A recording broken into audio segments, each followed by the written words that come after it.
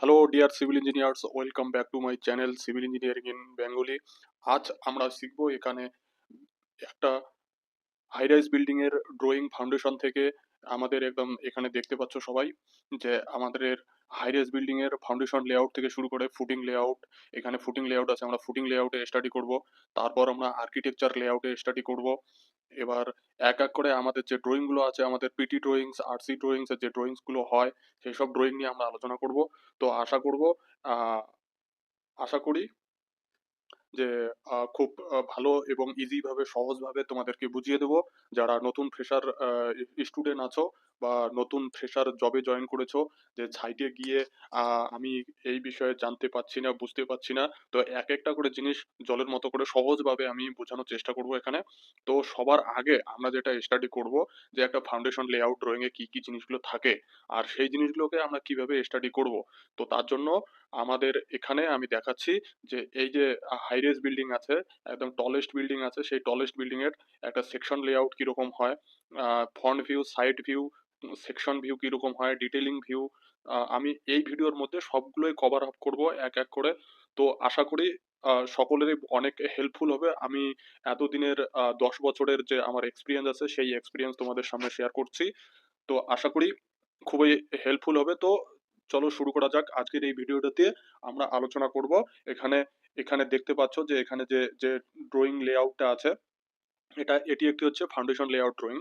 এই ড্রয়িং এর মধ্যে আমরা সবার আগে, যখন তোমার হাতে যখন একটা ড্রয়িং পড়বে, তখন তুমি প্রফেশনালি কিভাবে ড্রয়িং কে স্টাডি করবে সেসব বিষয়ে আমরা এখানে শিখবো। তো যখন ড্রয়িং আসবে তার আগে আমাদেরকে জানতে হবে যে আমাদের কোন কোন জিনিসগুলোকে ধ্যান দিতে হবে। এখানে সব থেকে বড় ইম্পর্টেন্ট জিনিস হচ্ছে যে ফুটিংস। ফুটিংস গুলো আমাদের কোথায় কোথায় আছে, আমাদের কাজ কোন জায়গা থেকে শুরু হচ্ছে। তো সবার আগে আমি এখানে দেখাচ্ছি যে গ্রিড লাইন। গ্রিড লাইন নিয়ে আলোচনা করব। এই যে যে বাউন্ডারিটা দেখতে পাচ্ছ, এই যে চারিদিকের বাউন্ডারি, এটা হচ্ছে বাউন্ডারি। আর এখানে হচ্ছে রিটেনিং ওয়াল। আর আর ডাব্লিউ মানে হচ্ছে R W1 মানে রিটেনিং ওয়াল 1। তো এইরকম অনেক জায়গায় লেখা থাকবে যে কোন দিকে রিটেনিং ওয়াল। R W1 যে এটা যে কি করে বুঝতে পারবে, সেটা একটা জেনারেল নোটস আছে এখানে। যা কিছু এই যে এখানে PB1 লেখা আছে, তারপরে আবার এদিকে PB2 লেখা আছে। তো এইসব জিনিসগুলোকে যে শর্ট ফর্ম গুলো এখানে ড্রয়িং এর মধ্যে দেওয়া থাকে, সেই শর্ট ফর্ম গুলো কোথায় পাওয়া যাবে। তখন একটা মনের মধ্যে কোশ্চেন আসবে যে এখানে লেখা আছে PB2, তাহলে PB2 এর মানেটা কি, তাহলে সেটাকে কি করে জানবো।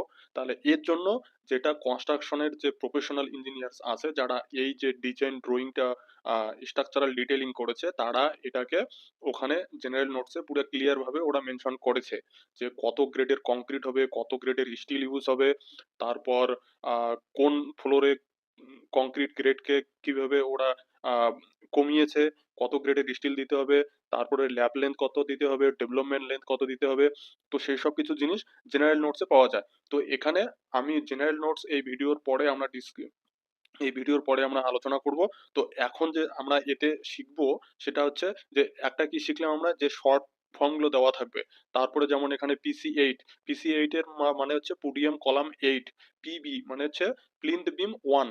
প্লিন্থ বিমের 1 যে আছে, এর সাইজ কোথায় আছে, ওর জন্য আলাদা শিডিউল দেওয়া থাকবে ড্রয়িং এর মধ্যে, যেটাকে আমরা GFC ড্রয়িং বলি। জিএফসি ড্রয়িং কোনটা? জিএফসি ড্রয়িং হচ্ছে সেটা যেটা গুড ফর কনস্ট্রাকশন, মানে সাইটের কনস্ট্রাকশন কাজ করার জন্য যে ড্রয়িংটা হয় সেটাকে আমরা জিএফসি ড্রয়িং বলি। তো এবারে সেই যে জিএফসি ড্রয়িংটা আছে, জিএফসি ড্রয়িং এর আগে আর কি কি ড্রয়িংস হয়, তো সেগুলো এখন জানার বিষয় নয়। জিএফসির আগে যেমন pre planning, post planning drawing, এসব নানান ধরনের ড্রয়িং গুলো থাকে। তো এখানে সেসব বিষয়ে আমরা পরে আলোচনা করব। তো এখানে যখন গ্রিড লাইন আসবে, গ্রিড লাইন এখানে কেন দেওয়া হয়? গ্রিড লাইনের গুরুত্বপূর্ণ এই জন্য যে গ্রিড লাইনের যে স্ট্রাকচারাল এলিমেন্ট গুলো আছে, যেমন কলাম আছে, কলামকে নিচে থেকে উপরে পর্যন্ত সেম সাইজে যায় কি, এখানে একটা কোশ্চেন আসবে। তো কলাম নিচে থেকে যেমনি যেমনি বিল্ডিং উপরে যাবে, তেমনি তেমনি কলামের লোড ক্যাপাসিটি হিসাবে কলামগুলোকে একটু করে রিডাকশন করিয়ে দেয়। রিডাকশন মানে যেমন এখানে এখানে দেখতে পাচ্ছ এই যে এটা হচ্ছে কলাম। তো এই কলামটা যে আছে, কলামটাকে এই দিক থেকে এই দিকে ছোট করিয়ে দেওয়া হবে, এক সাইড থেকে যে কোনো এক সাইড থেকে ছোট করানো হয়। তারপর আবার এই লেফট সাইড থেকে ডান দিকেও ছোট করতে পারে, তারপর আবার ডান দিক থেকে বাঁ দিকেও ছোট করতে পারে। তো এটা হচ্ছে রিডাকশন, ওটা স্ট্রাকচারাল ড্রয়িং এ থাকে।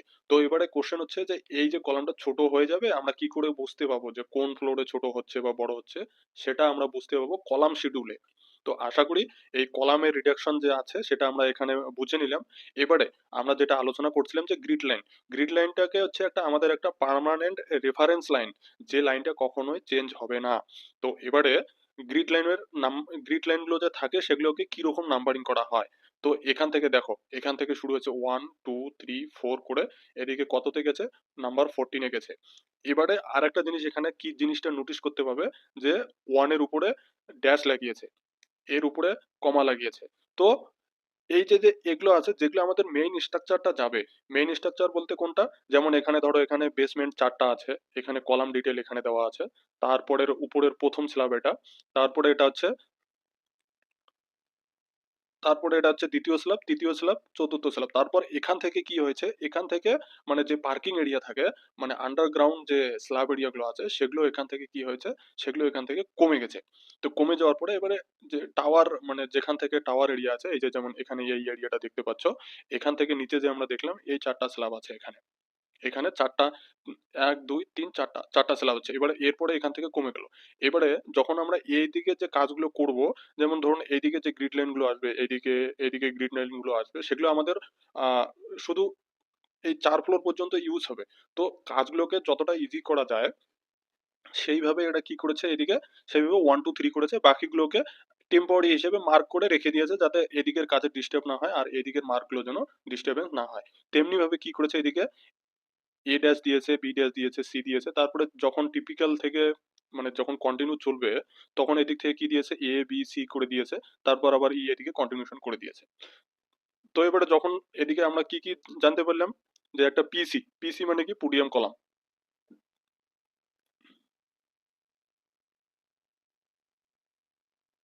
স্ট্রাকচারাল এলিমেন্ট একটা হচ্ছে ফুটিং, ফুটিং, কলাম, বিম, স্ল্যাব, এই আর স্টেয়ারকেস, আর লিফট, শেয়ার ওয়াল, রিটেনিং ওয়াল, এগুলো হচ্ছে আমাদের স্ট্রাকচারাল এলিমেন্ট।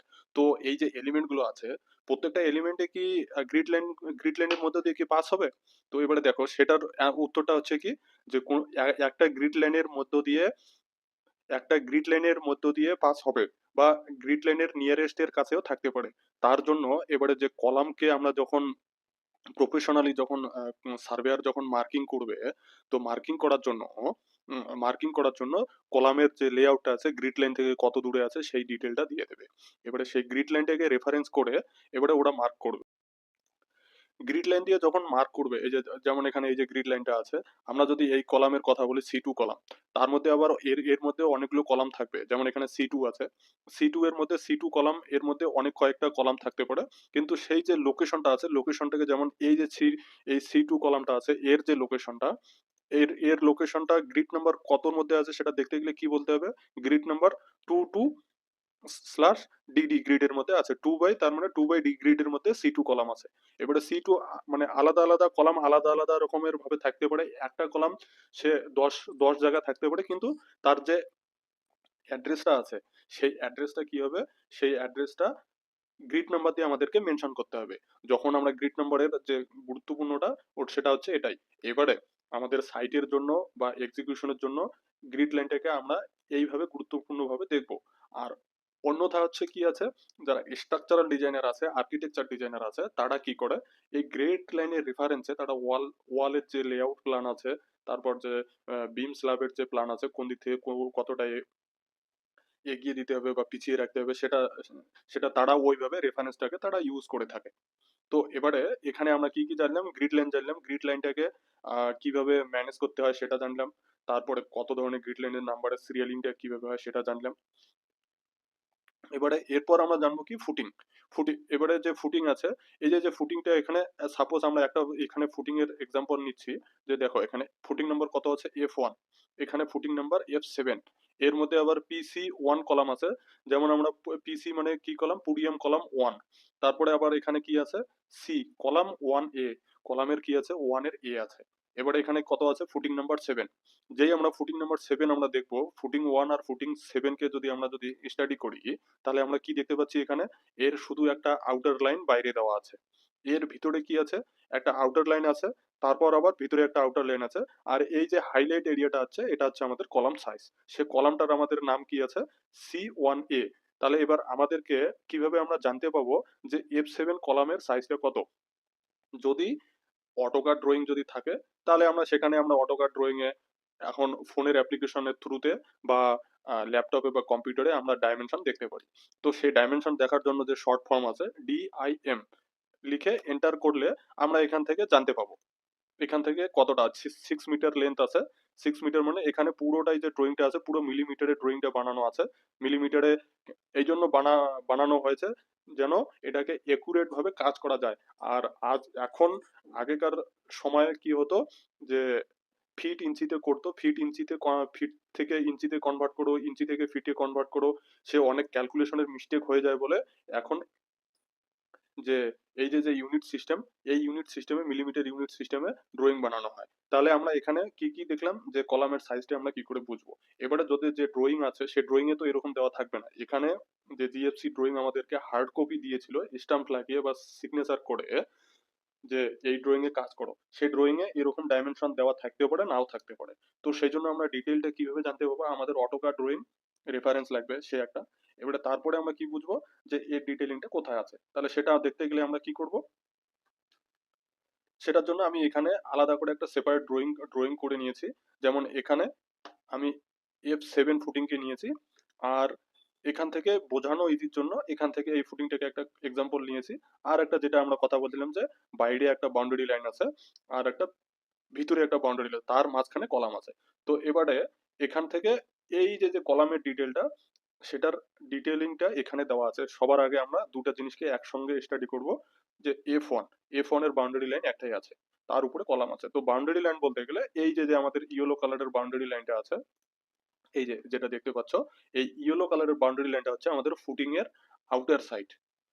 আর এর পরে যেটা দেখা যাচ্ছে এখানে টিপিক্যালি পুরো ডিটেল এক এক করে মেনশন করে দিয়েছে যে এই যে এটা হচ্ছে আমাদের গ্রিড লাইন, এদিকে বি সেকশন করে দেওয়া আছে, বি সেকশনের ডিটেইলিং কিভাবে হবে সম্পূর্ণ এখানে দিয়েছে।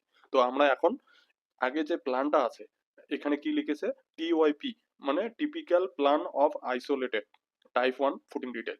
তো এখানে যে টাইপ 1 ফুটিং ডিটেলটা আছে ওর মধ্যে এখানে প্রথমে কি দিয়েছে? পিসিসি। মানে এখান থেকে এদিকে পিসিসি এখানে মেনশন করেছে, এদিক থেকে এদিকে 100 আছে, এদিক থেকে এদিকে 100, এদিক থেকে এদিকে 100 মানে ফুটিং থেকে বাইরে যে আমরা পিসিসি করে থাকি, পিসিসির যে আউটার লাইনটা কি করে ডিফাইন হবে সেটা আমাদের ফুটিং এর এদিকে যা সাইজ থাকবে তার থেকে এদিকে 100 এদিকে নিতে হবে, 100 এইদিকে করে আমাদের পিসিসি কাস্টিং করতে হবে মিনিমাম। এবারে তার কোনো কারণে যদি সেখানে যদি পিসিসি লাগানোর জন্য যদি দেখা গেলো যদি মাটি যদি আমাদের যদি এরকম হয় যে পাথর এরিয়া বা এরকম এরিয়া যদি হয় সেখানে যদি বেশি যদি ঢালতে হয় তাতে বেশি করে সাইডটাকে লাগাতে হবে, তাতে কোনো রকম অসুবিধার ব্যাপার নেই। তো তারপরে এখানে কি বলেছে?